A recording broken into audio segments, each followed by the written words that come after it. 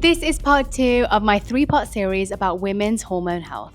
In the first part, I shared some common things that can throw off your hormones, but also the common symptoms people often miss that can be signs of hormone dysregulation. But in part 2, I'm going to be sharing all the foods that we can eat that can naturally support and balance our hormones, and I'm giving you 3 super easy recipes that are hormone balancing for you to incorporate into your day. I feel like most of us don't even notice the little signs that our body gives us when our hormones are out of balance, whether it's feeling tired constantly or breaking out or losing more hair than usual, and we end up just pushing through. But those are often the signs that our body's giving us that our hormones are being disrupted. So I recently partnered with Joi Wellness to test over 110 biomarkers to get a full picture of my hormones, my inflammation, and my gut health. It also included vitamins and minerals and so much more. And after I got my results, I spent an hour with a clinician going through each result, and she helped me build a personalized plan that works for my lifestyle. She also created custom supplements that were based on my own lab results. And so if you want to check them out or you want to learn more about them, I've actually shared the link and information in my bio. I'm going to start off by sharing some of the most unexpected hormone disruptors that people often don't realize or are extremely shocked by. They can have significant impact on our hormones every single day. This first one was the biggest shocker. That is drinking from plastic water bottles. Now, everything these days is packed in plastics. Drinks, water, our vegetables. But plastics contain chemicals like BPA and phthalates that can leach into the water that we drink, especially if the water bottle has been sitting in the sun or reused, which, to be honest, most water bottles will be. They're stored in lorries, they're carried long ways, and we have no idea how long those water bottles have even been around for. These chemicals are called endocrine disruptors because they mimic estrogen in the body and end up confusing our hormone signals. Over time, that ends up disrupting our hormones and contributing to things like irregular cycles, weight gain, skin issues. A simple swap is just switching to a glass or stainless steel bottle and getting a water filter if you can. I'm going to tell you a story about my friend who was drinking out of plastic water bottles, and since I found this out, I have been telling everyone that I see drinking from a plastic water bottle to try and swap that out. And I told my friend, and he kind of didn't believe me. He kept drinking from the water bottles. Every time I went to his house, he would still be drinking from them, and I kept warning him. And then he went to the doctor and he had blood tests done. And when he went back, the first thing the doctor asked him after looking at his results was, have you been drinking from plastic water bottles? And he looked at the doctor and he was like, yeah, I drink from plastic water bottles every single day. He said, well, your estrogen levels have skyrocketed because of this.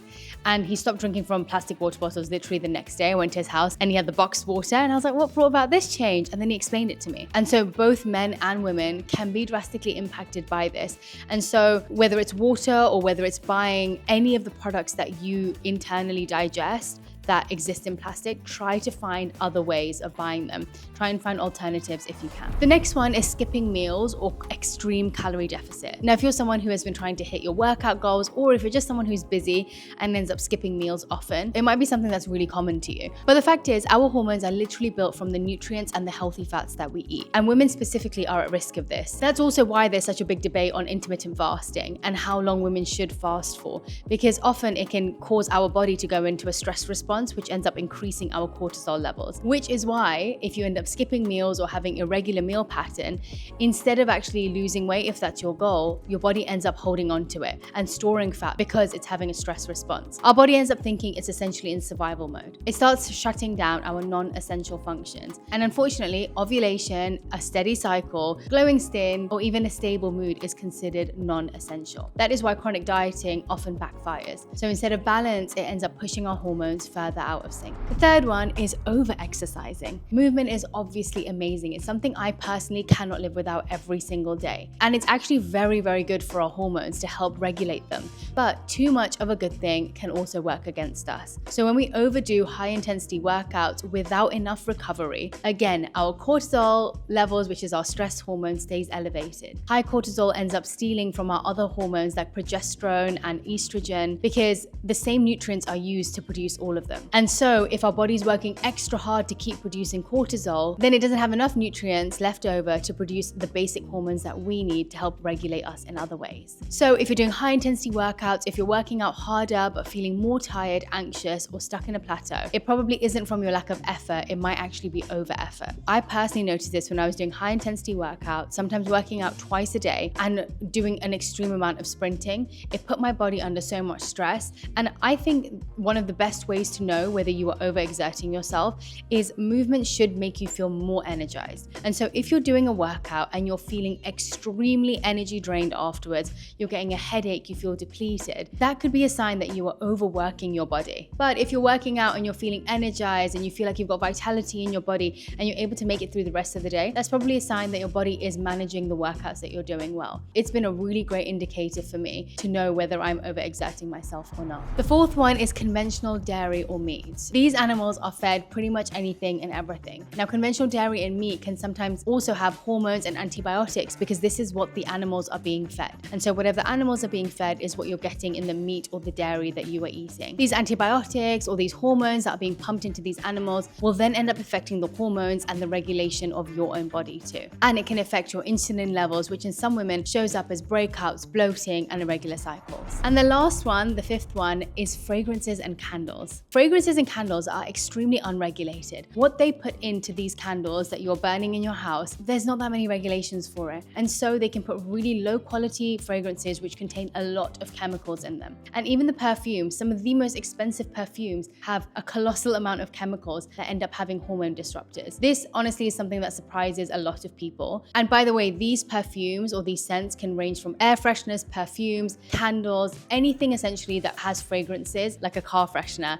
They can release chemicals that can disrupt your hormones. Just like plastics, they end up mimicking or blocking hormones in the body. I don't know whether you've ever noticed this, but I notice it a lot in my body. If I am in a room that has a fragrance or an air freshener, I get a headache or my energy levels feel a little bit lower, or sometimes I'll even get a skin reaction to it. That is usually a sign that you are allergic to heavy fragrance exposure and a sign that there are probably a lot of chemicals that are coming out of this fragrance that's being used. A simple great swap is having soy candles with natural essential oils, or I've switched to having diffusers in all of my rooms and using pure essential oils with water to diffuse through the room, and it smells just as good, if not better, and is far better for your hormones. Now, I wanted to share those with you because I think it's really important before we start adding things in that are good for us. We also need to think about the things we have to remove out of our life that's going to help us detox.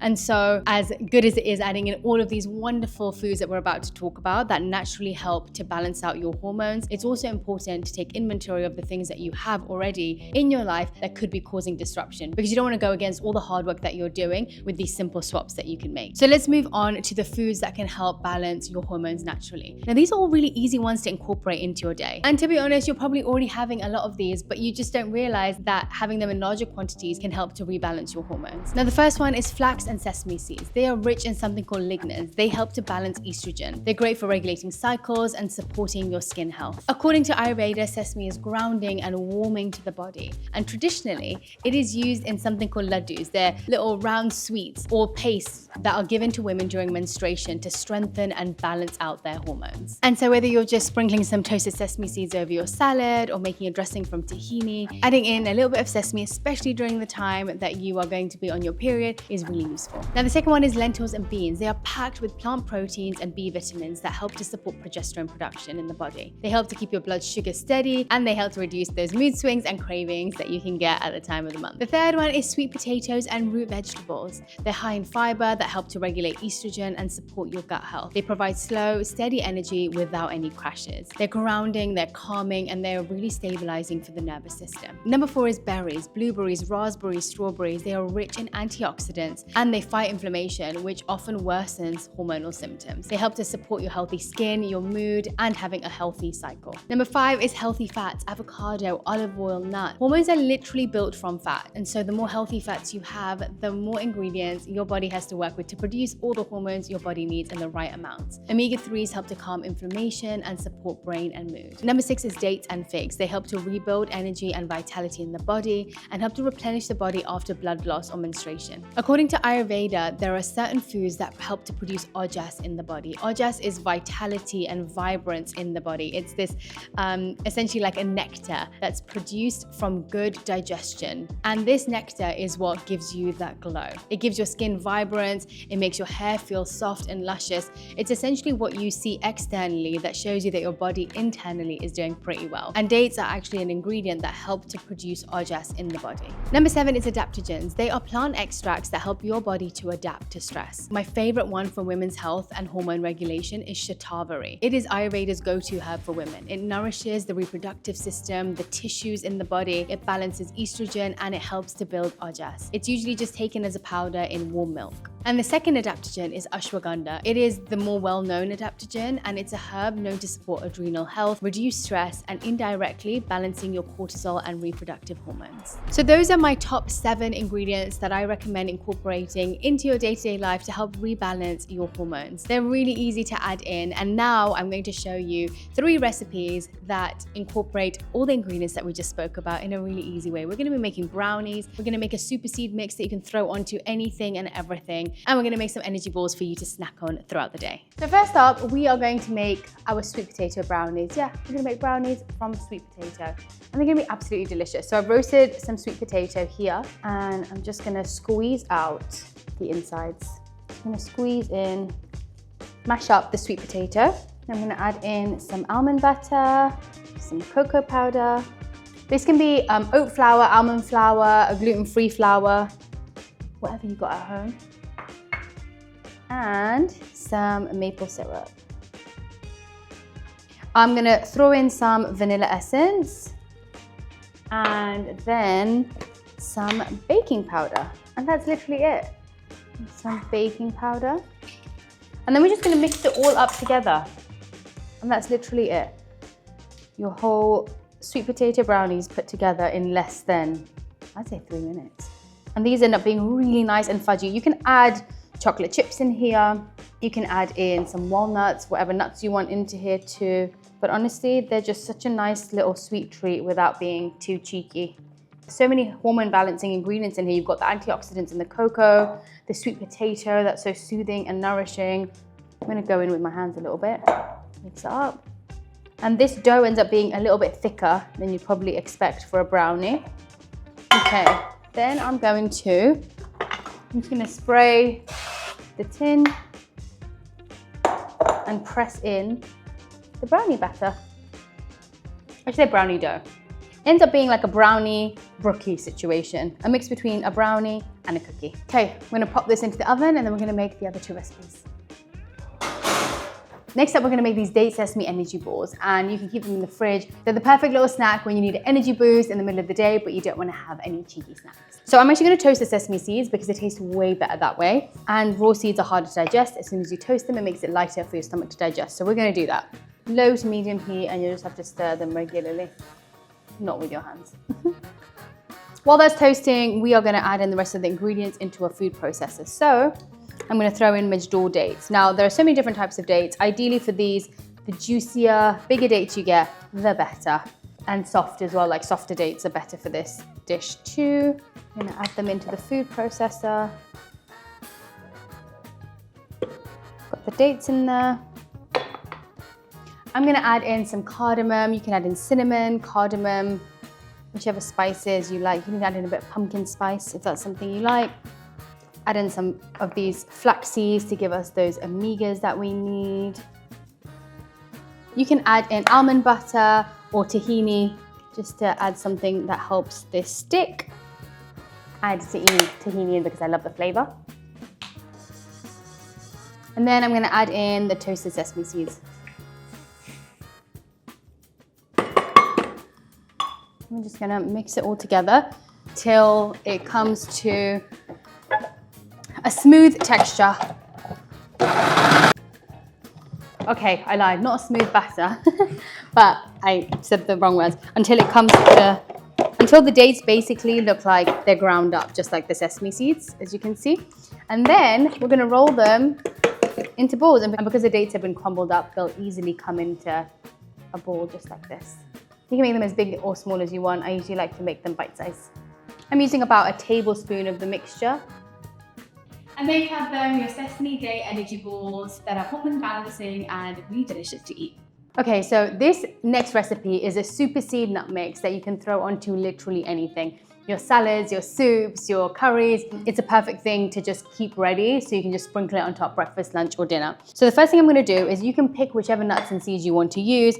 I'm using a mixture of sunflower seeds. I'm gonna toast all of these up first. So I'm using sunflower seeds, some almonds, some pecans, and some walnuts. You can pick pumpkin seeds, macadamia nuts, pistachios, whichever nuts and seeds you want. All of them have wonderful healthy fats in them, so you can mix it up with every batch. While the nuts and seeds are roasting, I'm gonna saute some of the spices. I'm gonna use fennel and cumin for this. They're great for bloating, but also help to balance out our hormones. So I'm gonna actually saute them in some oil because it helps to release their medicinal properties and also their flavor and their smell too. While the nuts and seeds are being roasted, I'm actually gonna saute some spices. Now I'm using CCF, coriander, cumin, and fennel seeds. You probably heard me talk about this before. It is the super spice blend in Ayurveda. It helps to not only balance out hormones, but helps with digestion, bloating, gas. And so I'm actually gonna saute them because when you cook spices in fats or in oils, it helps to activate the medicinal properties, makes them more available to absorb into the body, but also the smell and the taste of the spices are so much better when they're cooked. Okay, so now we're just gonna add all of these nuts, seeds, the spices, all into a food processor. I'm just gonna grind them up really roughly. I'm adding in all the spices that I sauteed into this too. And then I'm throwing in a little bit of salt and some pepper. Oh, and I would have normally toasted the sesame seeds. Because I already toasted them for the energy balls, I'm just gonna throw these sesame seeds in here now. And that is it.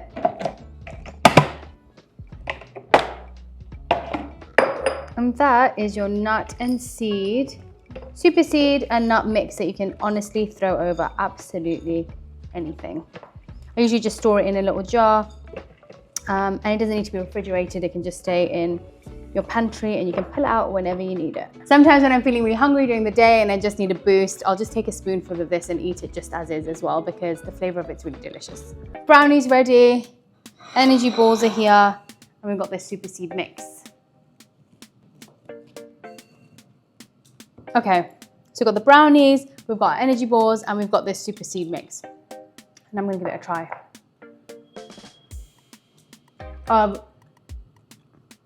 Something called a laddu that we have in our culture, and you can make it out of anything, but these specifically, they make if someone gets pregnant or if someone's just given birth, they'll make sesame seed date balls to give to the person because it helps to create heat in the body and obviously is really great for your reproductive organs. So, yum, that's so good. And I'm just gonna take a spoonful of this and try it just as it is. You know why this is amazing? The CCF gives it such an amazing flavor. It will add so much to your soup, salad, or just a little snack for yourself. Yum. So I hope that you enjoy this video and I hope you try out these recipes. If you do, please let me know. I love receiving feedback and I also hope that this YouTube video was useful for you. If you haven't watched part 1, then go ahead and check it out. I talk about the signs and symptoms that you might have a hormone imbalance and also talk about all the common things that we might be doing or eating that could be disrupting our hormones. And in part 3, that's coming up next week, we're gonna be talking all things cycle syncing, what to eat, what to do, the workouts that you should be doing and avoiding through the different phases of your cycle. Thanks so much for watching this video, and if you liked it, then please go ahead and share it with your friends, or if you think it's going to be useful for anyone going through these symptoms or in need of these recipes, then please share this video. Thanks so much for watching, and don't forget you can check out Joi and Blokes to get clear on what your body actually needs and the areas that you need support in.